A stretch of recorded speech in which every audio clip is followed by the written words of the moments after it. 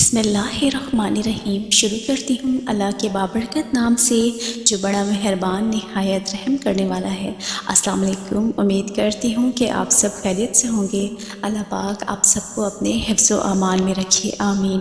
حضرت ابو ہریرہ رضی اللہ تعالیٰ عنہ سے روایت ہے کہ رسول اکرم صلی اللہ تعالیٰ علیہ وآلہ وسلم نے فرمایا، شیطان آدمی کے سر کے پیچھے رات میں سوتے ہوئے 3 گرہ لگا دیتا ہے اور ہر گرہ پر افسوس پھونک مار دیتا ہے کہ سو جا، ابھی بہت باقی ہے۔ پھر اگر کوئی بیدار ہو کر اللہ کو یاد کرنے لگا تو ایک گرہ کھل جاتی ہے، پھر جب وہ وضو کرتا ہے تو دوسری گرہ کھل جاتی ہے، پھر اگر نماز فرض یا نفل پڑھے تو تیسری گرہ بھی کھل جاتی ہے۔